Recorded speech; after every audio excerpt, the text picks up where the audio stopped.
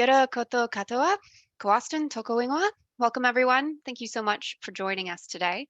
Please be aware that today's session is being recorded. We will share this with you afterwards. We'll put it up on our website tomorrow morning. We do have time for questions at the end, so please feel free to use the Q&A box to capture your questions as we go, and we'll make sure we have time to address all those. If we do run out of time, we'll make sure we get answers to you afterwards. And for now, I'd like to hand over to Stu, and we'll dive in. Thanks, Austin. Kia ora tātou, ko Stu McKenzie. Thanks for joining today. So I'll be talking through the presentation, and Austin's introduced herself as well. She'll be helping with the Q&A at the end. The talk will last for about 30 minutes, and then we'll have time for the questions. So please do log your questions. Today we'll cover what science-based targets are, and throughout the session I'll just simply refer to SBTs for short. I'll then talk about how SBTs fit into both near-term and long-term net zero targets. And then this leads on to a small diversion to really emphasise the importance of the value chain and how this fits into targets. I'll finish by touching on the role of reduction planning, or often referred to as pathway plotting, and how this is an essential but complementary component to SBTs. Okay, so let's get into what SBTs are. So targets are considered science-based if they're in line with what the latest climate science deems necessary to meet the goals of the Paris Agreement.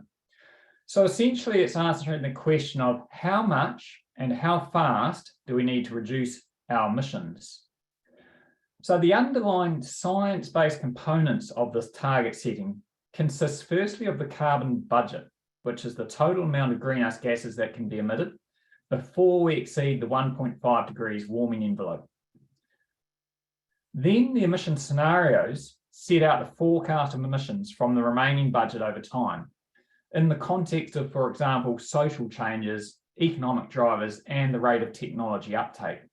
Hence, there's a number of scenario lines on this graph, but the solid black line shows the average across all those scenarios, which is 4.2% reduction per year between the year 2020 and 2035. And this 4.2% number we'll see a few more times throughout the slides. More of an FYI, you'll also notice on this graph that the initial budget is about 55 gigatons, that's global emissions, in CO2 equivalents per year. Whilst at the end of the period, which is close to the year 2050, we're on a budget of about 5 to 15 gigatons, depending on the scenario. Now, obviously, 5 to 15 gigatons is not absolute zero emissions. So to get to the 1.5 degrees net zero scenario, those residual emissions need to be neutralised out, which I'll talk a bit more about on later. Okay, the allocation approach looks at how the remaining budget is allocated across companies, and that can be on a sector basis, regional, or global basis. So for some sectors, there's what are called sector pathways, where all companies in a sector converge to a common emissions intensity. And then also, for the avoidance of doubt, the targets cover all greenhouse gases and all emission scopes. Then we have near-term targets, which are for the timeframes of 5 to 10 years, whilst long-term net zero targets are for achieving a reduction by the year 2050 or sooner. Now, one of the key differences between near and long-term is that the near-term targets are prescribing a rate of change per year, while long-term net zero targets are prescribing a desired end state. So by way of example, a near-term target will be stating something like, we will reduce emissions by 5% per year by the year 2030, whilst a long-term target will state something like, we will reduce our emissions by 90% by the year 2045. So just by 2045, not per year there.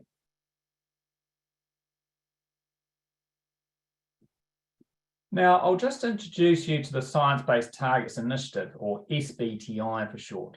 So SBTI was developed by some global recognised outfits like WWF, CDP, which is a global reporting platform, WRI, World Resources Institute, and the UN Global Compact. And they launched this at the same time as the Paris Agreement in 2015. And it's considered lead practice for defining SBT alignment for businesses.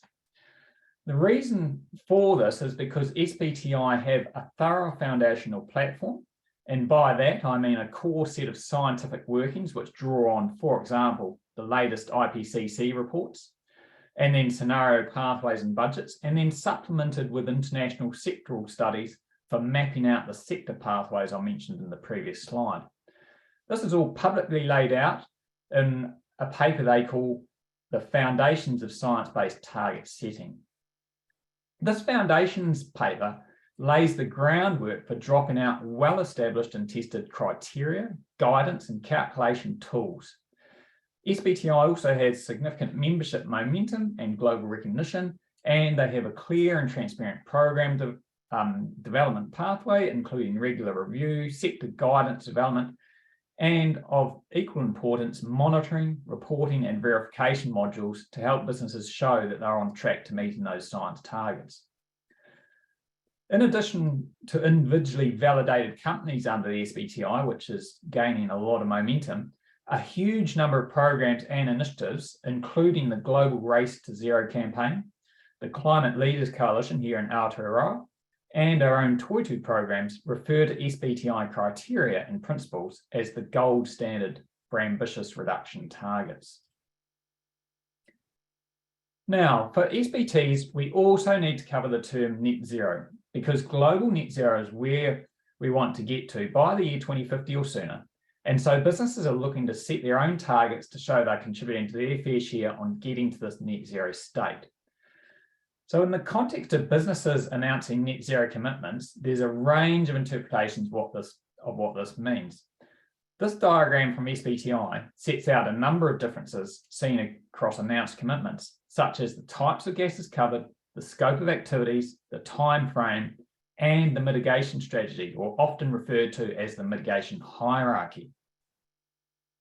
And so some important considerations include aligning the target to the intended use and users, making sure your measurement boundary is complete and reflects the totality of the business footprint, avoiding delayed action, and to use a rather extreme example of what I mean here is to not simply state we will be net zero by the year 2050 and then not actually making any reductions until the year 2049. And it's also important to ground your targets with emission measurements to appropriate accounting standards, such as the Greenhouse Gas Protocol, ISO, and or sector-specific standards. And based on these measured emissions, making sure to use appropriate target setting methods, which may consist of what's called absolute or cross-sector pathways, intensity, and or sector-specific methods. And lastly, appropriate accounting of items such as bioenergy, market-based emissions, offsetting, and removals will also become increasingly important over time as to how these nuances impact the overall global net position. For a short digression to the mitigation hierarchy, because it is really useful to keep coming back to this in your business planning. The hierarchy states that your decarbonisation plan must firstly prioritise avoiding emissions in the first place. And if the activity must happen, then reduce those emissions. Only the residual or hard to abate emissions should be offset or neutralised. Now, the term hard to abate is obviously up for interpretation. One company might say a particular emission source is unable to be reduced any further, whereas another company might actually think differently and say, well, yeah, we can actually avoid or at least reduce that emission. But regardless of what's defined as hard to abate, the idea of the mitigation hierarchy is it's continuously reviewed and tested within your organisation. So, for example, some options to avoid might be too far over the horizon now or too costly, but they might be feasible in the intermediate or longer term. And just to confirm, the hierarchy is all about reducing the gross emissions and not the net emissions through use of removals. So back to net zero. So as noted, there's a range of definitions, but here is what is seen as leading best practice. Essentially, a business should firstly reduce entire value chain emissions following a series of shorter near-term science-based pathways. And secondly, any remaining residual emissions are fully neutralised by removals. Now, removals refers to drawing down existing gases and storing them, and that can be either in nature-based forms such as forests or engineered technologies such as direct air capture. And in the global context, the bathtub is often used as an analogy. The idea is to turn the emissions tap off as fast as possible and widen the plug hole, which is the removals, as much as possible, in order to keep the global budget within the bathtub. So the bathtub is the atmosphere. Now, the role of SBTs is that it helps to push these two components, the tap and plug hole, along further and faster.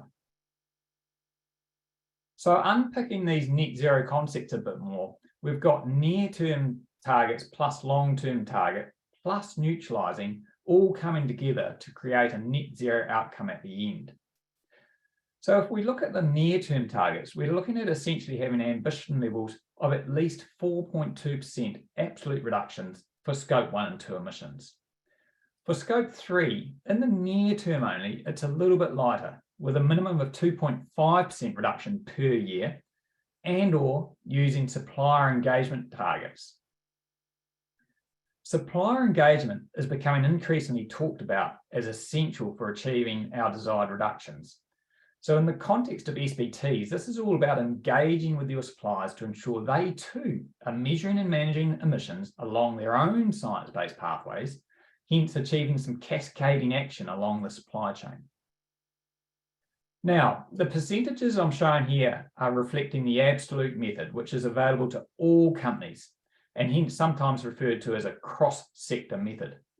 The method essentially works on the basis of all companies, regardless of the sector, reducing at the same rate, irrespective of the initial emissions performance.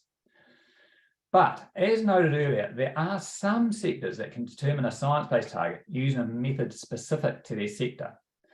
It's still science-based, but it's via a different methodology approach. But for this presentation today, I'll mainly focus on the absolute approach because it's available to all companies. Now, you'll notice the time frame on near term is between 5 to 10 years because it's looking for immediate action. The targets do need to cover pretty much all of your Scope 1 and 2 emissions and at least 67% of your value chain emissions. Okay, so now it's a bit of spot the difference.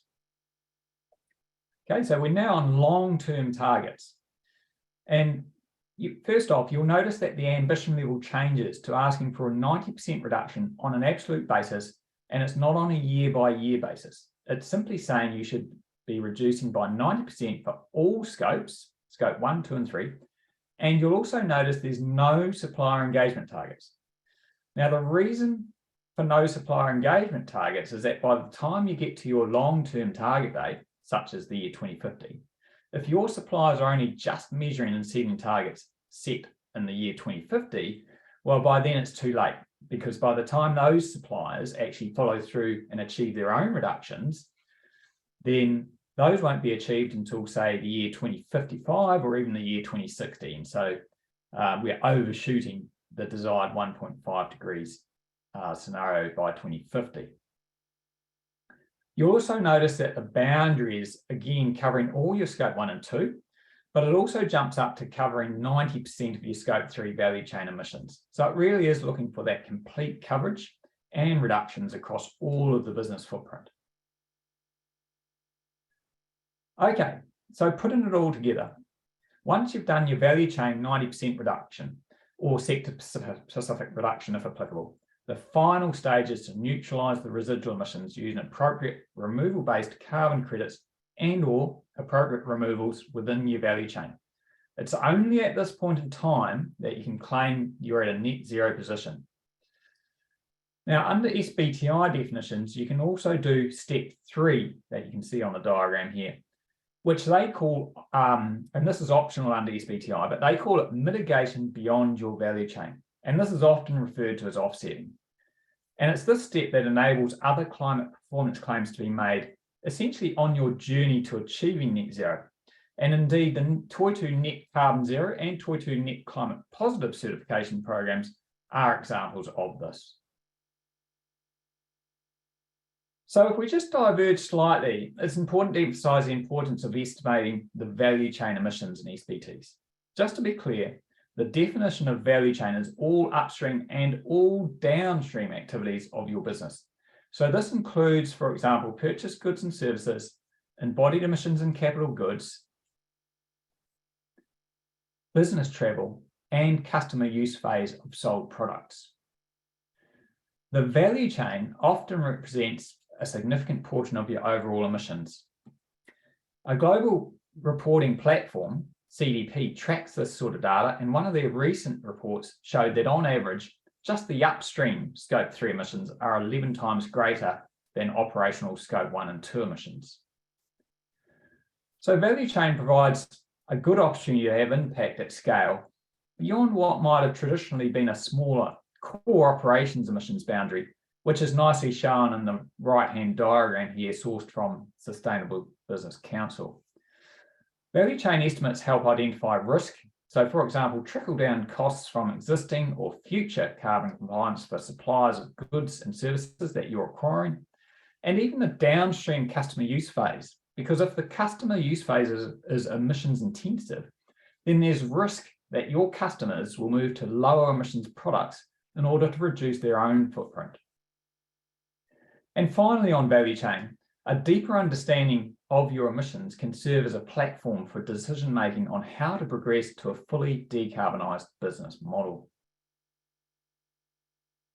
Now, you might be wondering, how do you actually go about doing a full value chain estimate? Well, there's various methods across the emission categories, and it's generally accepted that at least for your first year of estimation, you'll be relying on some of the lower quality methods where there's more assumptions and variables. So, for example, relying on converting how much dollars you spend on goods and services and then converting that using an average emissions per dollar. And so your value chain emissions might consist of results across a number of methods to then roll up to a total for each Scope 3 category as shown on the slide here. However, this should be treated as a starting point only. And over time, the idea is you try and calculate more of your emissions on methods further to the left of this table, hence achieving a greater calculation quality. And the reason we want to move up that method hierarchy is because it should enable more visibility on opportunities to reduce, either by the activity lever or the intensity lever. We can look at transport emissions as an example, where the activity lever is all about the distance travelled by the vehicle.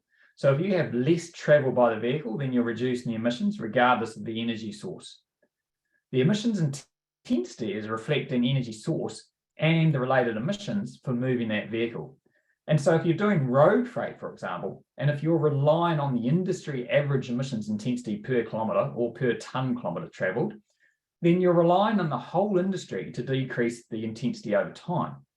Whereas if you know your specific freight supplier emissions intensity, you firstly have a more accurate measurement. And secondly, if your supplier is a leader in the industry, then you can expect to benefit from a lower and faster decline in emissions intensity than the industry average.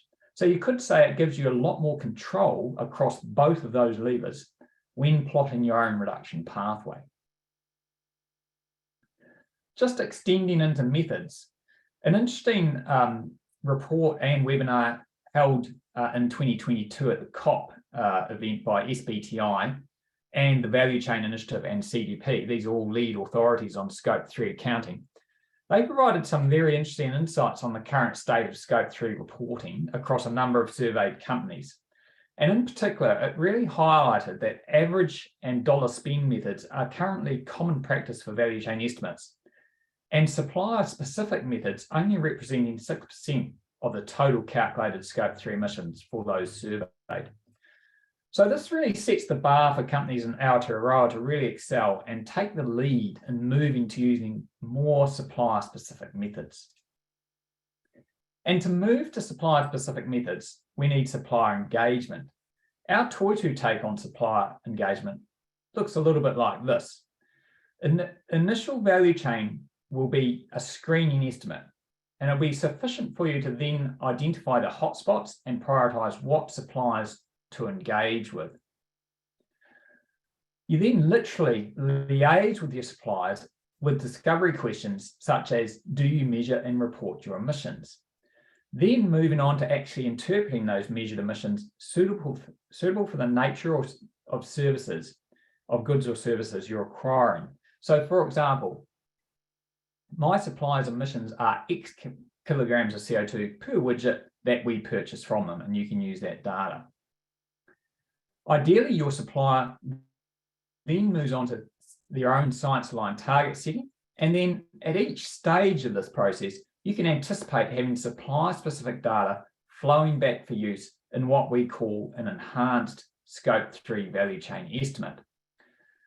This is then regularly repeated so that you're continuously improving your value chain estimate over time.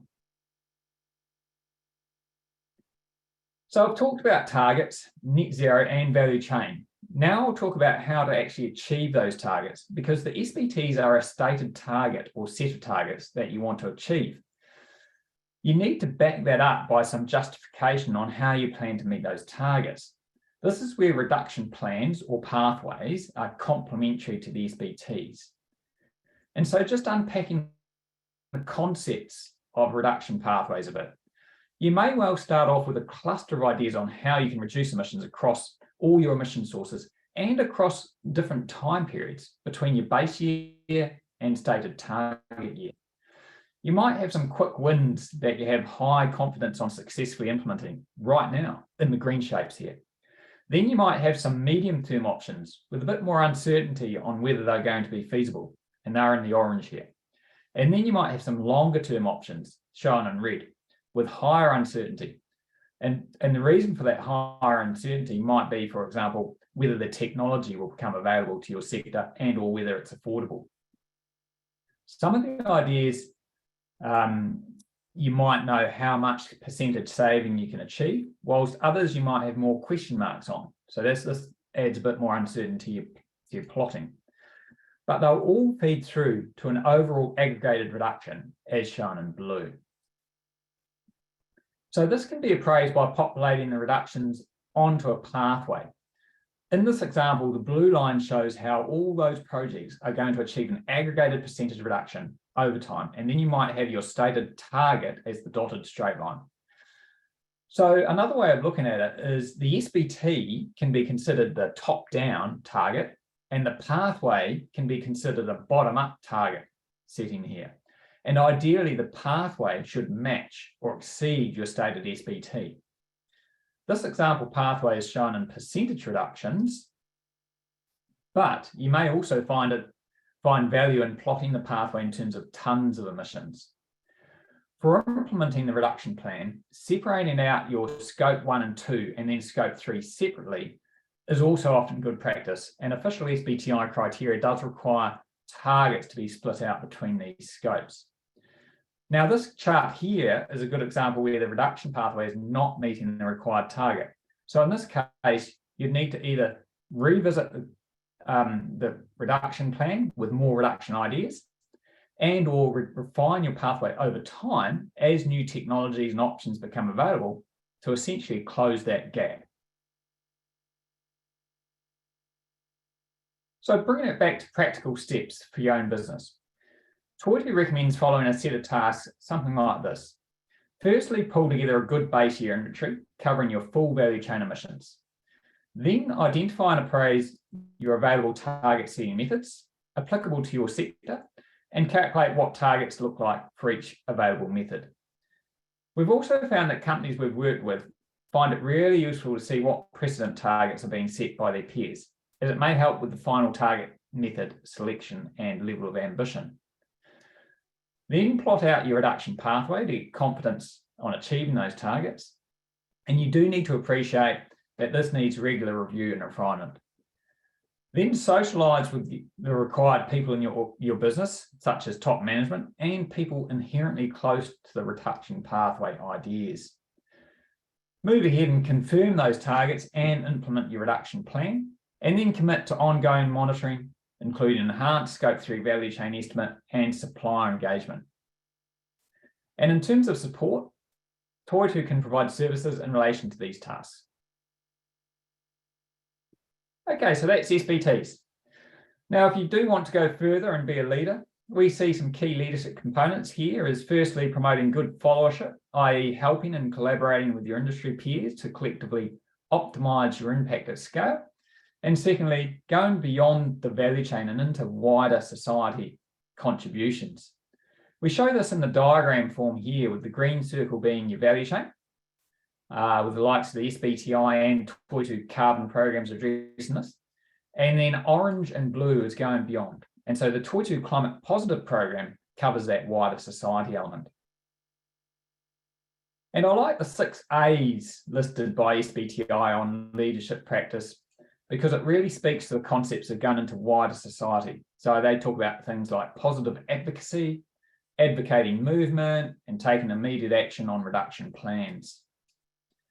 And as a final comment, it's worth always keeping in mind that the winners of the race to getting themselves to net zero won't solve climate change. Everyone in the race needs to get there. So hopefully you found this useful. If you're interested in further information, feel free to liaise with us here at Toitū. And this slide also includes just a selection of reading from Toitū, SBTI, and the Greenhouse Gas Protocol. Okay, so that concludes the speaking, and now we can move on to questions. Great. Thanks so much for that, Stu. Really helpful batch of information there. The first question we've got here goes back to looking at those near-term targets. So with the 4.2% per year, and then the 67% of scope 3. So looking at those two numbers there, the person has asked, what's behind the 2/3 thinking, and how is that supported by science for the scope 3s? Yep, that's a really good question from the audience there. And we have actually inquired with SBTI before, and we haven't, to be honest, we haven't actually got a clear answer on the science of that particular 67% number, but we understand it's all about having a critical mass of suppliers and then getting the momentum across to your longer term targets, if that makes sense. Great. Yeah. So kind of, a little bit of materiality there, a bit of just building momentum and, moving from that 67% towards the 90% by 2050. Nice. Yeah. All right. The next question. So thinking about purchased goods and services, wanting to know how do you assess services as opposed to goods in value chain calculations? What does that look like? If I understand the question correctly, it's essentially the same principles. So you're going to your supplier and you're saying, if you provide me with a service of a transport service, for example, what is your particular emissions for the service you're providing me? And one of the key points we try and highlight about moving from a dollar spend estimate or other defaults moving to a supplier specific is it really helps you drill down and say, well, if this transport supplier is doing, let's say, air travel services, truck services, van services, and if I know that I'm only using the truck services, well, I only want to know my specific emissions from the truck. I don't want to get penalised by the higher intensity air travel services as well. Okay. Makes perfect sense. And I think if you are a provider of goods or services, the methodology for getting those numbers so that you can be a good value chain partner and communicate those, it's very similar. It's that sort of life cycle assessment of the carbon footprint, and it'll give you that intensity. We work with quite a few companies to do that, looking at both goods and services. So you might look at a courier service, maybe from like Urgent Couriers as an example, and they work with us to get the entire life cycle of that service measured so that you have a really robust number for that. So definitely something to look into there. All right, next question. Do you have the tools to create the reduction pathway graphs to easily compare your current trajectory to the new trajectory that includes the reduction initiatives? Oh, that's a good question. So looking at that, yeah, sort of where you are, your current trajectory, the one where you might be with those reduction initiatives plugged in, a bit of that scenario planning, if I'm reading that question correctly. Yes, so Toitū provides services and tools around reduction pathway plotting. And so to cater for that question, yes, we have a tool where you plot out your planned projects, and then you could map on your business as usual emissions trajectory, and of course your top-down SBT target or number of targets, and then get a sense as to where you're plotting across all of those curves. Great. Keep the questions coming into the Q&A box, everyone. We've got a good amount of time for questions, so do please keep coming. Right, so the next question here, how do SBTs relate to national plans? So for example, the emission reduction plan, which might see different sectors doing more of the heavy lifting to achieve New Zealand commitments. Yeah, so our take on this one is that do treat the business SBTs and SBTI criteria as being separate to the national plans. The reason for that is that all the different countries globally have got different nationally determined contributions. So they're not necessarily going to be totally in line in terms of coverage of sectors and emissions. New Zealand has got good sector-wide coverage, but some other countries don't have full coverage of all gases, for example. And so as a business, you want to focus in on what the SBTI states for the business share.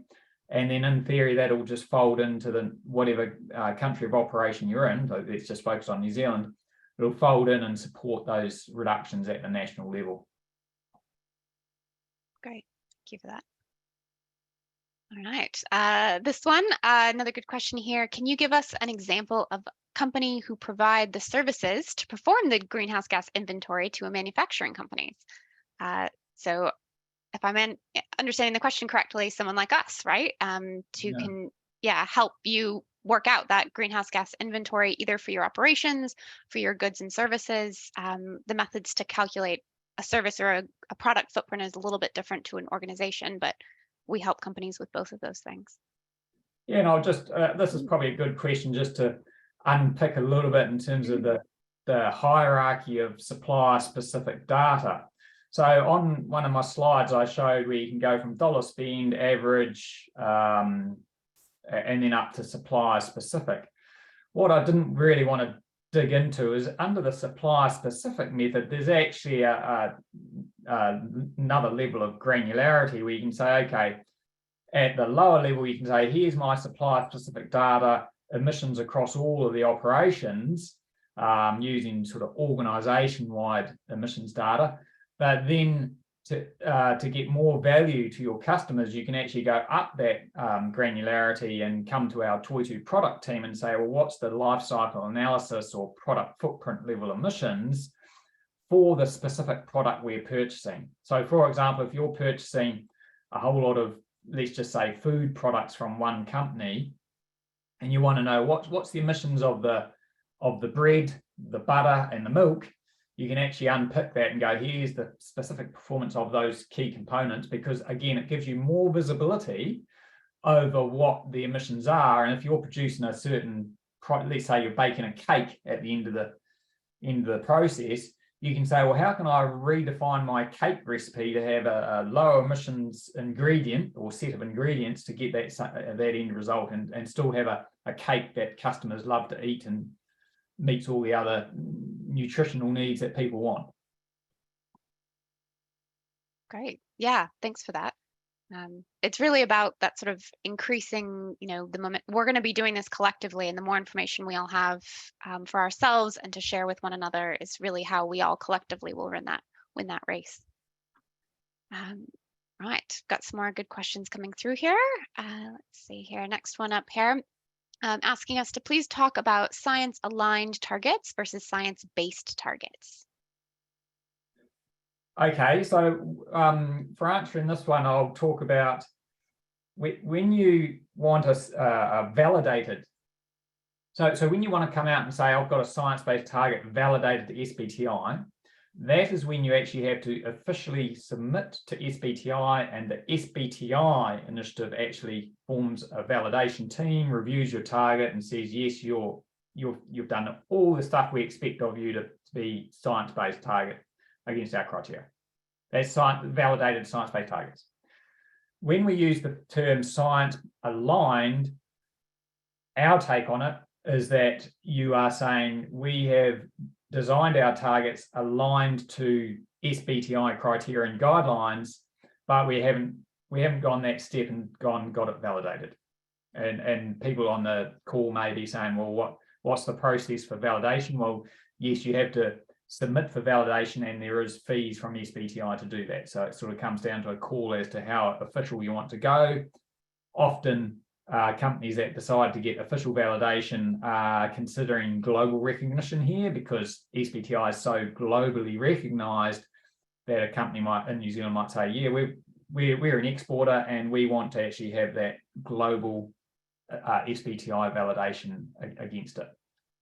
Hope that answers the question there. Yeah, great. Thanks for that.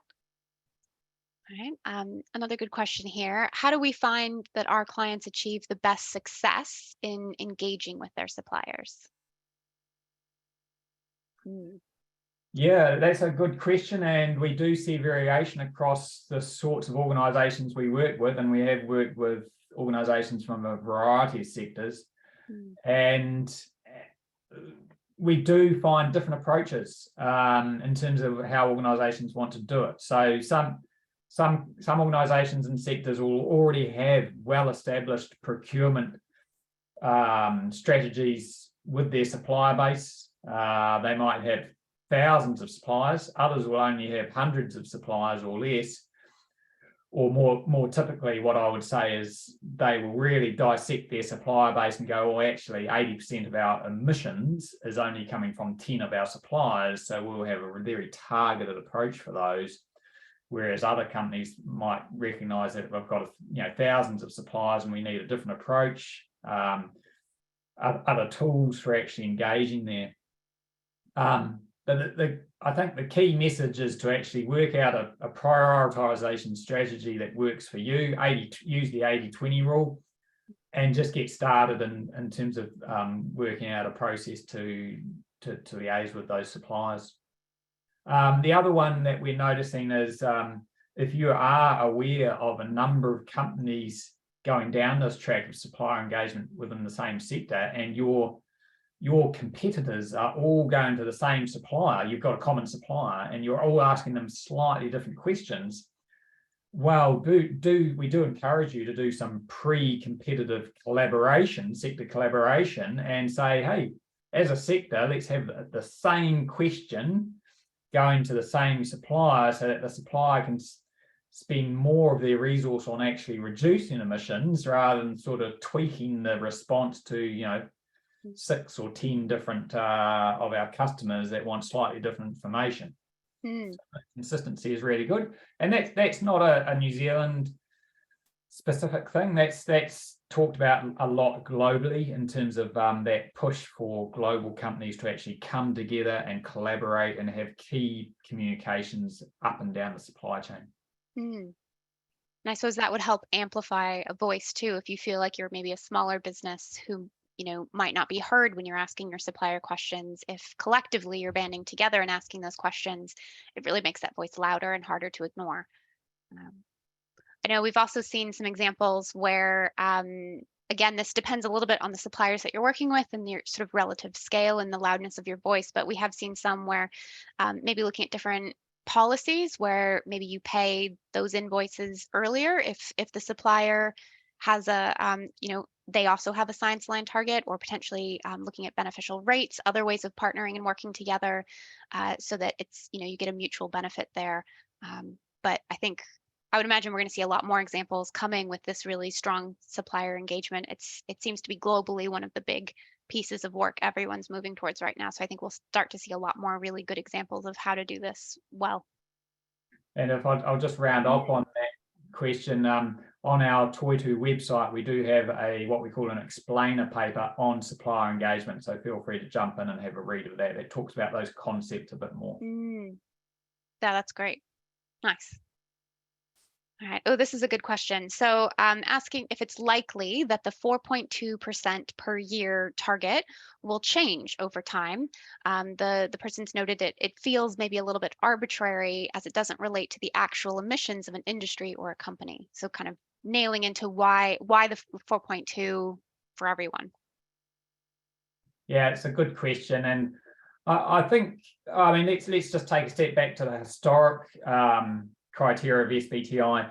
Back when they launched in 2015, they actually had lighter options as well, but they basically raised the bar to 4.2%. So back in 2015, they actually had what they called a 2 degrees alignment target option. And a well below 2 degrees option. And now they're just progressively saying to companies, if you want to come in and get SBTI targets, you need to align to 1.5 now. And so historically, yes, we've seen raising the bar, and in the future, I mean, we could anticipate changes as well. And SBTI is currently doing some reviews across their criteria and looking at the ambition levels. In particular, they're looking at the ambition levels of the scope 3. You'll remember on one of the slides I showed that there was a 2.5% per annum option for scope 3. That is actually currently under question as to whether they should be raising the bar there on that one. Interesting. Yeah. So very much. So if you're really looking at this, do monitor the SBTI website, and then also the other part that's quite dynamic is the sector pathways. That the SBTI is continuously looking at what sectors to work on and releasing sector guidance over time. I might ask you a follow-up question on that. Do you think, Stu, in your view, that that 4.2%, one of the triggers to potentially change that might also be the success? If not enough, if globally we know what our total budget is, if not enough companies are actually heading towards that 42% by 2030, that those of us who are aligned with that trajectory might have to help maybe carry the weight a little bit more. Do you think that might be a trigger? Yeah, I would expect that to form their thinking as well. Yeah, for sure. And like I say, coming back to the science-based components, they are constantly looking at those latest IPCC reports that keep getting released. And so if that science is changing, the IPCC scenarios are changing, then they need to continuously update the thinking in terms of what ambition levels are required. That makes sense. Yeah. Great, thank you. All right, so here we've got a sector-specific question. So asking if the building sector SBT, the sector calculation for calculating the business operations, or does it include the emissions of actual building and construction as well? So that sort of embodied emissions as opposed to just the building operations.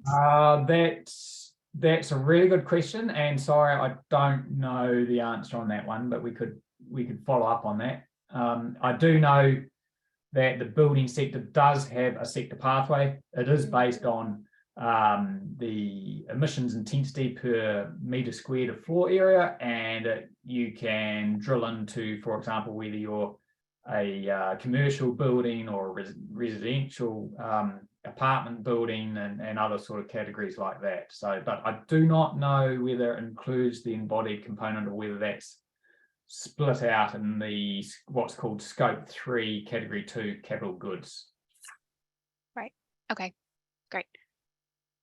All right, another question on scope 3 and supply chain, asking if it would make sense to simply ensure your suppliers are making science-based or better commitments and targets, and monitoring and capturing their performance in their reporting, and then exit them if they're not aligned and compliant. So if I'm reading this correctly, David, please follow up if I'm not, but basically, rather than necessarily having to measure all of your scope 3, if your suppliers are making those commitments and targets, and you can monitor that reporting.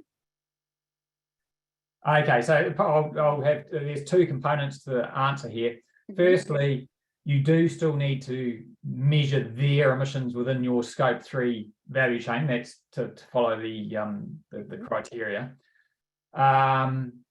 Secondly is, actually I'll do 3 components here. Secondly is your suppliers, the expectation is that the suppliers are going to set targets aligned to SBTI criteria. So what it means is that you don't have to have all your suppliers going in and getting official validation under SBTI because they appreciate the cost and the scale of the suppliers that you might be procuring from.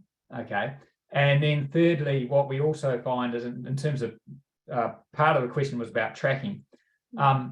As part of that scope 3 enhanced workbook I showed, you also want to ideally track what suppliers are doing the science-based target setting and track that over time, so that if you do set supplier engagement targets, you can really track the success of that over time. Because coming back to demonstrating whether you've achieved that, you want to see what percentage of emissions by what percentage of suppliers by emissions are actually setting science targets. And from the companies we've worked with, we've had some companies where they actually do some preliminary analysis and actually determine that actually quite a few of their usually global suppliers are already either validated or working towards getting a validated science-based target. So it really helps get visibility over where you're at on your journey of getting that supplier engagement going. Okay. So definitely still measure, understand what your sort of your fair share of those, your scope 3, their scope 1 and 2s are, and so that you can also monitor and track and feed into that collective engagement action to further cascade the action. Yeah. Great. Okay, another question here asking if the SBTI framework for net zero is equivalent to or incorporated into the Transition Pathway Initiative carbon performance measurements. I'm not familiar with that one. I'm going to pass on that one, sorry. Yeah, sorry. That's a new one. That's the thing with this sector. We're just constantly learning new stuff. So if the person that asked the question is willing to share a link to that initiative, that'd be great for us to find out about. Yeah, if you can sort of add a follow-up there on that one, we can happily look into that for you. But yeah, not familiar with that one. What I can say though is, like I alluded to on one of the slides, a number of initiatives do refer back to SBTI. So I mentioned the Global Race to Zero campaign, but a lot of other initiatives, especially in the finance sector, for example, transport sector, a lot of those will be drawing on SBTI criteria as well. So there is a lot of sort of interplay between those initiatives and having that consistency across them. Yeah. Okay. All right. So another question here: what, in our opinion, is the percentage of engagement for this target across New Zealand companies? So I guess sort of what's the uptake, I think, of setting an SBTI across New Zealand? Well, we could comment on the fact that the Toitū program is moving to science-based target setting in our new iteration of program requirements. And then the other one is the Climate Leaders Coalition is asking for science-based targets. So any signatory to the Climate Leaders Coalition is needing to move in this direction. And then on top of that, you've got other companies out there committing as well. And then officially you could actually look on the SBTI website and it's all publicly disclosed in terms of which companies are validated and committed, and you can actually filter for New Zealand companies that way too, which is from last time I looked, there might have been about 15 officially validated New Zealand companies and then a handful more of committed companies as well. So that gives you a little bit of a picture as to what sort of activity is going on there. Yeah. And I suppose there's different ways of cutting that percentage too, in terms of whether it's sort of percentage of emissions being covered, just knowing how many companies in New Zealand are actually quite small companies, and so collectively they have a decent impact, but individually, might not be see the justification in getting fully validated by SBTI just with the cost components there, but might still well be kind of fully committed to that, a science-aligned pathway. Right, okay, so another question here: is the target scenario for SBTs a 1.5 degree scenario or well below 2 as per Paris Agreement? No, they work on a 1.5 degrees scenario. So the first slide I showed with all those lines, multiple lines, was all about the IPCC scenarios about how to achieve 1.5 within they call it the envelope of getting to that trajectory by the year 2050. Is it correct that scope 3 though? Sorry, the scope 3 one's still.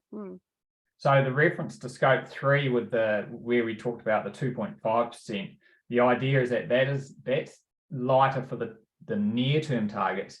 But when under SBTI, as you get to long-term targets, that all gets ratcheted up to a 1.5 degrees end state. Okay, great. And that's the one that they're also looking at potentially raising their bar on as well, right? The scope 3s. Yeah. Okay.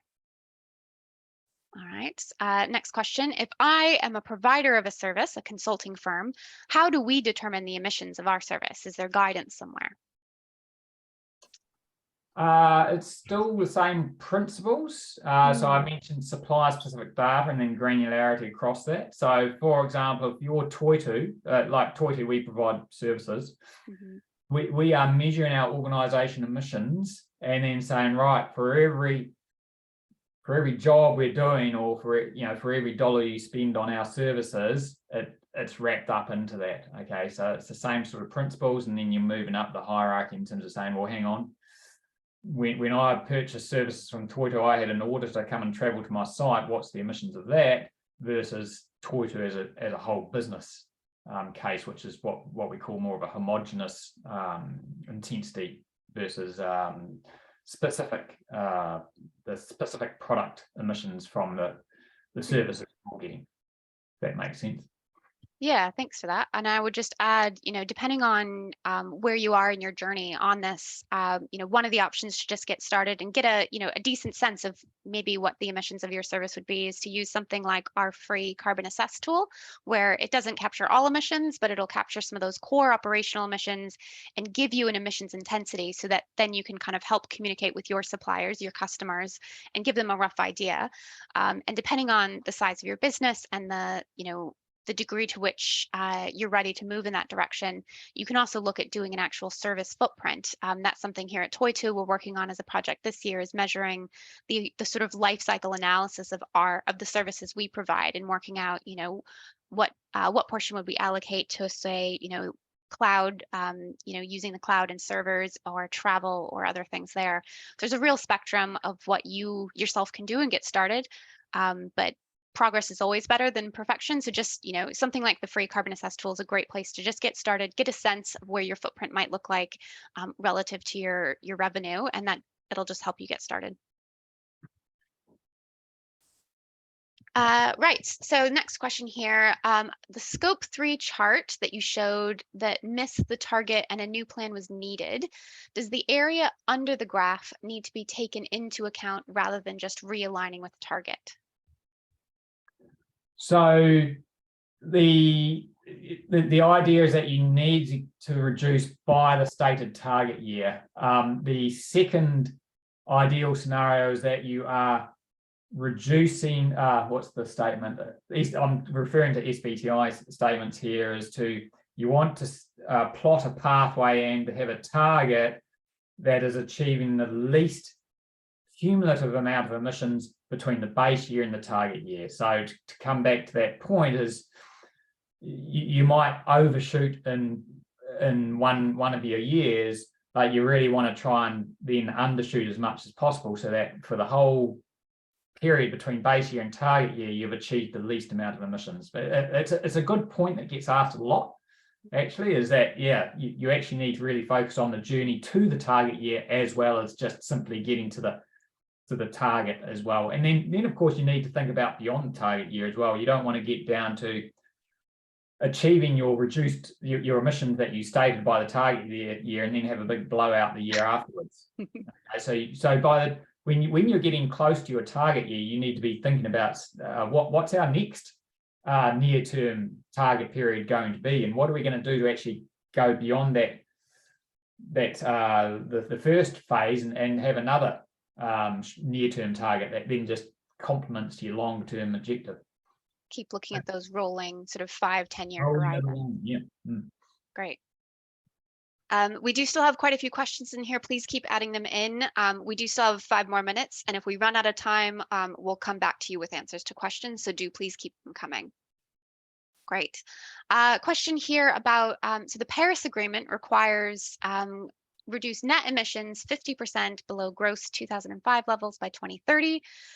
So that's now a near-term target. Why is this target not used by default rather than that 4.2% reduction a year?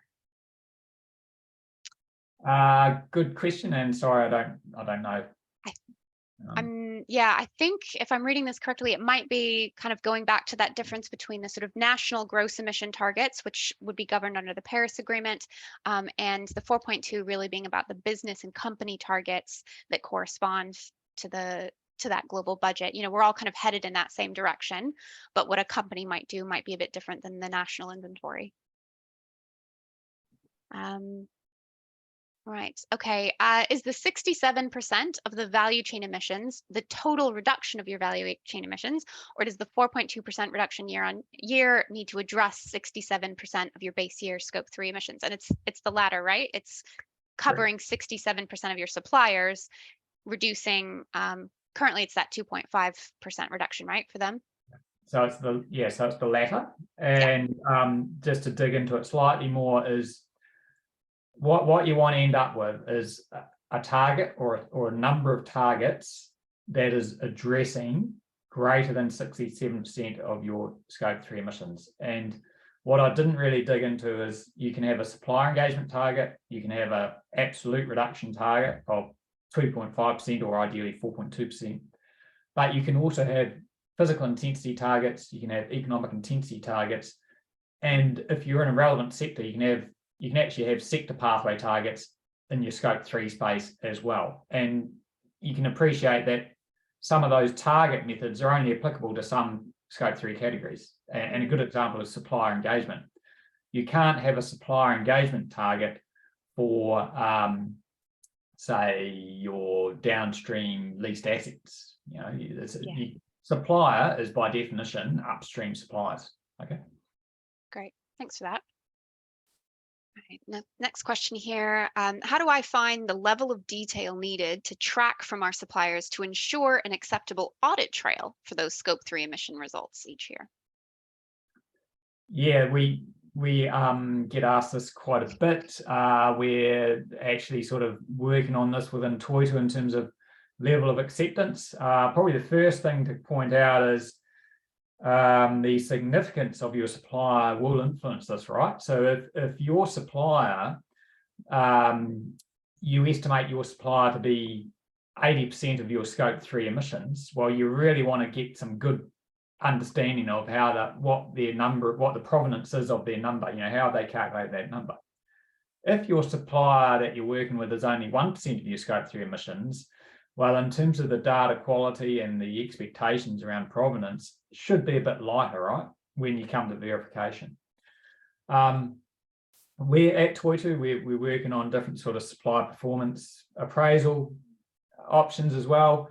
And we anticipate also a need for some interoperability between, if your supplier has gone out and got verified by, you might be a global supplier, got verified under some other initiative. Well, we need some interoperability to say, yep, we're going to be happy with that number. You can pull it into your inventory and have confidence that it's a suitable number. Great, thanks for that. I think we'll have time for one more live question. If you have more questions after this, do please just get them to us and we'll get you answers if we can. So I think last question here. How do you recommend a supplier with multiple international partners, all with their own methods of tracking or standards, begin to address greenhouse gas tracking and be satisfactory both internationally and domestically? Oh, yes. And this actually, I was going to say something on the last question, but this leads into it. There is some global initiatives really working on this. Again, I'll call it scope 3 interoperability of data. Mm-hmm. For example, there's the carbon call. There's the scope 3 value chain initiative, which I mentioned earlier in the session. And there's the World Business Council Pathfinder framework. So those are 3 examples where they're really just looking at saying, okay, how do we consistently document the required data for exchange up and down the supply chain? And so we're monitoring that quite closely in terms of where these initiatives will land, who's going to sort of land on the consistent approach, and what SBTI are going to have a position on these as well. But just to highlight the Pathfinder framework I mentioned, just as an example, that works on the basis of having a standard table of data, and you disclose things like, have you measured against a product footprint, or is it just scope 1 and 2 only under an organization measurement? What is the what's called the functional unit of the product or service that you're sharing the data for? What's the time period? What's the geographic applicability, for example? So if it's a global multinational, is that data appropriate for your New Zealand context, or is it more of a different geography? So those sort of things are being played out, and there is a lot of global recognition that there's more work to be done there in terms of enabling that supplier engagement, because as I showed on the slide there, average of 6% supplier engagement, supplier specific factors, and it's very much appreciated that that needs to increase a lot to actually achieve the scope 3 reductions that we need.